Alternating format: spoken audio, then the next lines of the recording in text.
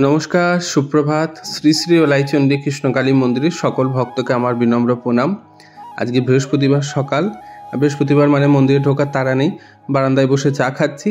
পাড়ার এক বৌদির বাড়িতে কুমড়োর শাক হয়েছে, পাঠের শাক হয়েছে, বেগুন হয়েছে, তাই বৌদি দিতে এসছেন।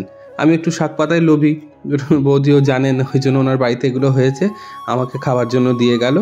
আবার এর মধ্যে আবার সবজি, কাকু ফ্রাই সবজি নিয়ে চলে এসছে, তাই ছোটো ছেলেকে নিয়ে গেলাম কিছু কেনার জন্য। একটু কলমির শাক নিলাম, পাখিরা খাবে। আর আমার জন্য নিয়েছি একটু কচু, আজকে আলু দিয়ে কচু দিয়ে তরকারি রান্না হবে, সেই জন্য তাই সবজি কিনে নিচ্ছি। আর ছোটোবাবু এখন আমার কাছে এসে বসে বসে বায়না করছে, ও এখন এগুলো সব হাতে করে নিয়ে যাবে। ওর হাতে তো ধরছে না। কাকুকে দক্ষিণাগুলো সব মিটিয়ে দিয়ে এখন এবার পাখিকে খাবার দিচ্ছি। ওরা তো কাগজি দানা, ঘাসের বীজ এইসব তো খায়, কিন্তু কলমির শাক, তুলসী পাতা, পুদিনা পাতা, পালং শাক এগুলো দিলে ওদের শরীর ঠান্ডা থাকে। আর বিশেষ করে এই বর্ষাকালে, গরমকালে এগুলো একটু খাওয়ালে ভালো। আমার তো পাখি পোষার শখ, ওই জন্য ওদেরকে এই খাবার টাবারগুলো সব দিয়ে দিচ্ছি। তবে কথায় কথায় দেরি হয়ে গেলে মন্দিরে ঢুকতে দেরি হবে, তাই তাড়াতাড়ি করে মায়ের ঘরে এখন যাচ্ছি। আজকে বৃহস্পতিবার, তবে মাকে সকালে আজকে আর শাড়ি পাল্টাবো না। ছাদ বাগানে আজকে একটু কাজ আছে, এক কাকুকে লাগিয়েছি, উনি সব বাগান টাগান পরিষ্কার করছে। আর বুবুল এই তুলসী পাতাগুলো সব বেছে বেছে রাখছে। এইগুলো দিয়ে আজকে গোবিন্দ সেবা, নারায়ণের সেবা সব এগুলো হবে। আর শুভঙ্কর ভাই এসেছিল, মোটরসাইকেল কিনেছে, তাই মন্দিরে পুজো করাতে মায়ের জন্য একটা খুব সুন্দর মালা দিয়েছে। আর কাটোয়ার এক ভদ্রলোকের আজকে ছেলের জন্মদিন, তিনি একটা মালা পাঠিয়েছেন। এই দুটো মালা মাকে পরিয়ে নিয়ে সাজিয়ে গোপালের বাল্য সেবা, দুপুরের পুজো একসঙ্গে সেরে একবারে মন্দির থেকে বেরোলাম। কাটোয়ার আমার এক ভক্ত ইস্কনের ওখান থেকে জগন্নাথের প্রসাদ নিয়ে এসছে। বাইরের খাবার তো আমাদের খুব একটা খাওয়া হয় না, তবে প্রসাদ হলে তার লোভ সামলাতে পারি না, তাই ভগবানের প্রসাদ ওখান থেকে পাঠিয়েছে। এই সোজা রথ থেকে উল্টো রথ পর্যন্ত প্রতিদিনই ওখানে নিত্যসেবা অন্নভোগের হবে, এবং যত ভক্তরা আসবে সবাই প্রসাদ পাবে, স্বল্প কিছু দক্ষিণা দিয়ে। তা ওখানে প্রসাদে আজকে হয়েছে একটা আলুর সবজি, অন্ন, মুগের ডাল, আমড়ার চাটনি, আর এর মধ্যে ছিল একটা শুক্তো, আর কিছু ওই পোলাও মতো, আর একটা ভাজা, পায়েস, এইসব। তা সেগুলো সব নিয়ে আমার নিজের মতো ছোট্ট করে একটু মাধুকরি করে নিয়েছি। এটা দিয়ে সকালে এখন টিফিন হলো। জলটাল খেয়ে কিছুক্ষণ বিশ্রাম করে তারপর দুপুরে খাওয়া দাওয়া করে মন্দিরে যাব। তো এখন বিকালবেলা কাপড় চোপড় কেচে 4টে বাজে মায়ের ঘরে আবার ঢুকলাম। ওবেলা তো মায়ের শাড়ি কাপড় কোনো কিছু পাল্টায়নি, তবে আজকে পাল্টে না দিলে আর পাল্টানো হবে না। এমনিতেই তো অম্বুবাচীর মধ্যে কয়েকদিন ছিলাম না। তারপর এসে মাকেই পুরনো একটা বেনারসি শাড়ি ছিল ঘরে, সেটাই দিয়ে সাজিয়েছিলাম। তা কৃষ্ণনগরের এক ভক্ত মায়ের জন্য একটা শাড়ি পাঠিয়েছে, বেশ কিছুদিন আগেই দিয়ে গেছে। যেদিন উনি এসেছিলেন দিতে, সেদিন আর আমার সঙ্গে আর দেখা হয়নি। তো এদিন ইউটিউবে লাইভ করার সময় উনি আমাকে মনে করিয়ে দিলেন যেন মাকে শাড়িটা পরানো হয়। তো আজকে যখন বৃহস্পতিবার আছে, আর উনি কয়েকবারই বলেছেন, ভিডিওতে কমেন্টও লিখেছেন যেন ওনার শাড়িটা পরানো হয়, তাই ভাবলাম যে ঠিক আছে, তবে আজকে ওই শাড়িটা ওনারই পরিয়ে দেওয়া হোক। তার কারণে মাকে এখন মায়ের যা গহনা, চাঁদমালা এগুলো সব আছে খুলে টুলে নিচ্ছি। আর মায়ের চুলগুলো ওই ফুলের মালা পরিয়ে জবার রেণু লেগে লেগে বড্ড নোংরা হয়েছে, আজকে চুলটা একটু ভালো করে ঝেড়ে নিতে হবে। অম্বুবাচীর সময় মাকে তো স্নান করানো হয়েছে, তার কারণে চুলটাও একটু কীরকম যেন হয়ে গেছে। আমি যখন চুল কিনি মায়ের, ওই দোকান থেকে এমন করেই বলে দিই যেন চুলগুলো ধোয়া যায়, সেরকম ভালো চুল দিতে। এই যে এই শাড়িটা, লালেতে নীলেতে শাড়িটা বেশ গুটি কর্ত মতো করা আছে, এই শাড়িটাই মাকে আজকে পরাবো। তো যখন শাড়িটা পরাচ্ছিলাম, একা হাতে বেশ কাপড়টা মসৃণভাবে বসছিল না, তো ভাবছিলাম কি জানি পরাতে পারবো কি না। তো যাক, মা দয়া করেছে, মা শাড়িটা পরে নিয়েছেন।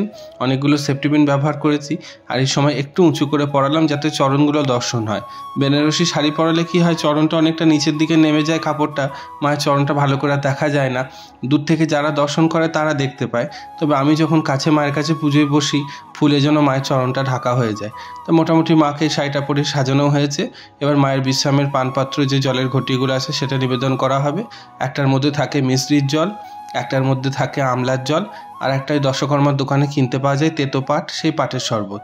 এই 3 রকম মাকে নিবেদন করা হয়। প্রতিদিন পাল্টে দেওয়া হয় জলটা, আর পাত্র মাজা হয় শুধু বৃহস্পতিবারে। আর ওই যে বুবুল সকালে তুলসী পাতাগুলো তুলে দিল, এতগুলো মতো তুলসী পাতা হয়েছে। আমি সবটা ব্যবহার করব না, কারণ এত পাতা রাখলে নিচেকার দিকে সব পাতাগুলো পচে যাবে।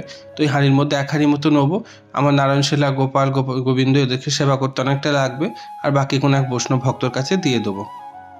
আর এই যে কলা মিষ্টি যেগুলো পড়েছে ওবেলায়, এই যে কিছু কলা আছে সেগুলো কালো হয়ে যাচ্ছে, থাকবে না, সেগুলো নামিয়ে দিলাম। কলার বড়া বা কিছু বাড়িতে যদি বানাবে।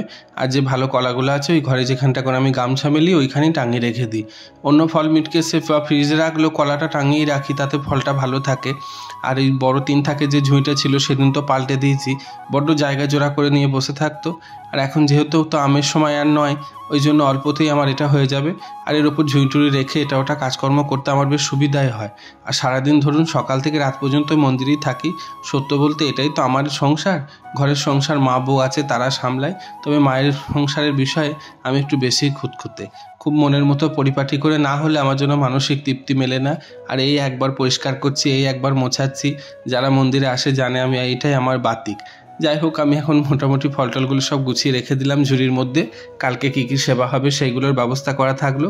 আর কালকে কাটোয়ার 5 ঘোড়া থেকে এক ভক্ত এসেছিলেন, অনেকগুলো ফল মিষ্টি নিয়ে এসছে, চিড়ে মুরগি নিয়ে এসছে। সেই মুরগিগুলোই কোটে ঢেলে রাখছি। আমার একটু বাড়ন্তই ছিল, আবার এক কোটো হয়ে গেল। এখন কদিন একটু একটু করে আবারও চলবে। আর যে বাতাসার কোটোর মধ্যে দেখুন একটা কর্পূরের ডালা দিয়ে রাখি, এতে কি হয় বর্ষাকালে আর পিঁপড়ে লাগে না। আপনারা বাড়িতে করে দেখতে পারেন, এটা কিন্তু উপকারে লাগবে। আর কিছু মিষ্টি ছিল যেগুলো সেবা হয়ে গেছে, জায়গাটা এই ছিল বলে পিসিকে নামিয়ে দিয়েছিলাম, ধুয়ে মেজে দিয়েছে, আবার নতুন করে ঢেলে রাখছি। এখন আবার এগুলো 2 দিন সেবা হবে। তবে কালাকাঁদ মিষ্টিটা কি তাড়াতাড়ি পুজো করে ফেলতে হয়, নইলে আবার ফাঙ্গাস লেগে যায়, গাছ বেরোনোর মতো গাছ বেরিয়ে পড়ে। ওই জন্য আমি চেষ্টা করি তাড়াতাড়ি কাঁচা মিষ্টিগুলো দিয়ে দিতে, আর শুকনোগুলো পরপর আবার তখন হোক না। যা চিকচিকি ক্যারি প্যাকেট হয়েছে এগুলো যে প্লাস্টিকের সব একসঙ্গে রেখে দেবো, কাল সকালে যখন বাঁশিয়ালা আসবে ওদের গাড়ির মধ্যে ওগুলো দিয়ে দেওয়া হবে। এখন তো আর পুকুরে ফেলার ব্যবস্থা নেই। আর যে চিকচিকি ক্যারি প্যাকেটগুলো ছিল ওই যে বাইরে বারান্দায় যে সাদা রঙের ব্যাগটা আছে ওর মধ্যে রেখে দেবো, যখন ভক্তরা প্রসাদ নেওয়ার সময় প্যাকেট খুঁজবে ওখান থেকে নিতে পারবে। আর এর ফাঁকে মায়ের ঘরটাও ঝাঁট দিয়ে পুঁছে পরিষ্কার করে সন্ধ্যেবাতি দিয়ে আমি সব সেরে নিয়েছি। সন্ধ্যেবেলা হয়ে গেছে, এখন শীতলের সব জোগাড় করব। আকাশের মুখ ভার, এই বুঝি কারেন্ট চলে যায়, এই মেঘ হয়ে যায়। আর কদিন ধরে সমানে 7:30টায় আরতি হয়, করতেই পারছি না। ঢুকতে ঢুকতে মন্দিরে 6টা বেজে যাচ্ছে, যেহেতু ভিড় হচ্ছে, কদিন মন্দির বন্ধ ছিল। আরতি করতে করতে 8টা বেজে যাচ্ছে। এদিন শিবনাথী বলছিল আমি আগে তোমার হয়ে যেত, আমার আসতে দেরি হতো, এখন আমি আগাম এসে বসে থাকি, তোমার হয় না। আর কথাটা সত্যি করেও তাই। তবে আজকে আর তা হবে না, আজকে কিন্তু 7:30টার মধ্যেই আমার জোগাড় হয়ে যাবে, আমি এমনটাই মনে মনে ঠিক করে রেখেছি। আর রাত্রিবেলা দুধ টুধ যা জাল দিয়ে বাসন টাসন যা গোছগাছ করার সব সামলে নিলাম, নিয়ে এবার মায়ের যে যা বাটা টাটা সাজানোগুলো এগুলো সব ব্যবস্থা করে নিচ্ছি। আজকে আর বেশি ফল রাতের দিকে দিচ্ছি না, একটু শশা, একটা আপেল, একটা নাশপাতি আর 2টো কলা, এই দিয়ে রাতে শেতল দেওয়া হবে। আর ফ্রিজের মধ্যে একটু কমলাভোগ মিষ্টি আছে, সেটা দেবো। এরই মধ্যে আমাদের এক জেঠুমা উনি আবার এসছেন, উনি একটা জায়গায় আবার কমলাভোগ মিষ্টি এসছে। ওনার বাড়ির সামনে থেকে আমাদের ডানহাটে একটা রঞ্জনের মিষ্টির দোকান বলে একটা দোকান আছে, খুব ভালো মিষ্টি বানায়, অনেক রকমের, আর একদম টাটকা। 2 দিনের বেশি মিষ্টি দোকানে থাকেই না, উঠে পড়ে, এত ভিড় হয়। যার কারণে এটা একটা ভালো, টাটকা টাটকা নিয়ে আসে মানুষ, টাটকা জিনিসটা পায়। আর যখন ওখান থেকে জেঠিমা আসে মায়ের জন্য সন্ধ্যেবেলা এলেই কমলাভোগ মিষ্টি নিয়ে আসে। তো রাত্রিবেলা যে শেতল দেওয়ার সময় ওই যা ফল আছে একটু একটু ওইটাই দিলাম, দুধ দেওয়া থাকলো, আর এই কমলাভোগ মিষ্টি দেওয়া হবে, এইটা দিয়ে আজকে রাত্রিবেলা শীতল হবে। আমি মোটামুটি গোছগাছ অনেকটাই করে ফেলেছি। এদিকে শিবনাথ, বুবুল যারা কাঁসর ঘণ্টা সব বাজাবে, জেঠিমারা ওরাও সব চলে এসছে, কাঁসর ঘণ্টা সব নামিয়ে দিলাম। আমার জোগাড় হতে হতে ওরা নিজেদের মতো সব রেডি হতে থাকুক। মায়ের ভোগের ঘরের সামনে ঢাকটা থাকে, নিয়ে এসে বারান্দায় রেখে দেওয়া হয়। তারপর শিবনাথ আবার ওই টান দেয়, কোনো সময় টাইট করে, এগুলো করে, তারপর তখন আরতির সময় বাজায়। তাই যে মাকে সন্ধ্যাবেলা দেখুন কত সুন্দর লাগছে শাড়িটা পরে, মুখে হাসি যেন একদম ঠিকরে পড়ছে। এদিকে ধূপপাতি ধরানো হয়ে গেছে, ধুনোর জোগাড় করেছি, মায়ের ভোগ লাগানো হলো, এবার শুরু হবে আরতি।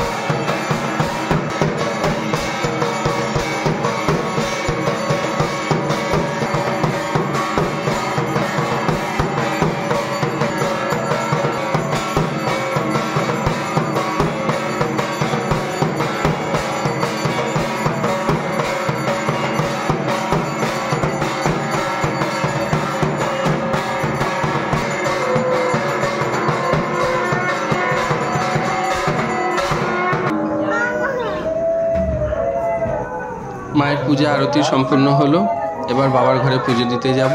এই যে আমার বাবা শ্রী শ্রী পঞ্চানন ভৈরব, এটা আমাদের মা ওলাইচণ্ডী কৃষ্ণ কালীর ভৈরব। এদিকে লক্ষ্মী, গন্ধেশ্বরী, গণপতি, মা ষষ্ঠী এগুলো সব আছে। আজকে খুব সুন্দর করে স্নান করিয়েছে, বৃহস্পতিবার তো লক্ষ্মী পুজো করেও ওই স্নান করিয়েছে। তো এবার সেবা হয়ে গেছে, সন্ধ্যা হয়ে এসছে, মায়ের শয়নের সময় হলো। আমি মায়ের ঘরে দরজা বন্ধ করে মাকে শয়ন দিলাম। তারপর বাইরে তালা চাবি দিতে দিতেই 8:30 9টা বেজে যাবে। এইদিকে আবার এদের লুডো খেলার আসর বসেছে, আমি তালা চাবি দিচ্ছি, ওদের একটু অসুবিধাই হচ্ছে। তবে আজকে আর আমি খেলবো না, ওরাই খেলুক। আমার আজকে শরীরটা ক্লান্ত, রাতও হয়েছে, 9:45 বাজে। এবার একটু খাওয়া দাওয়া করে বিশ্রাম করব। তো গতকাল ভিডিও দিতে পারিনি, শরীরটা ভালো ছিল না, কিছু ভিডিও করাও হয়নি।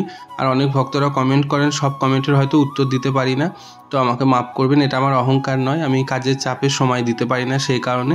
তবে একবার হলেও চোখের দেখা পরে হলেও দেখলে আমি ঠিক উত্তর দেবো। তাই আপনারা যেমন কমেন্ট করছেন করবেন, ভিডিওটি ভালো লাগলে একটা লাইক ও শেয়ার করবেন। আর কিছু জানতে চাইলে, আরও কিছু দেখতে চাইলে কমেন্ট বক্সে লিখবেন। আজকের মতো এইটুকুই, শুভরাত্রি।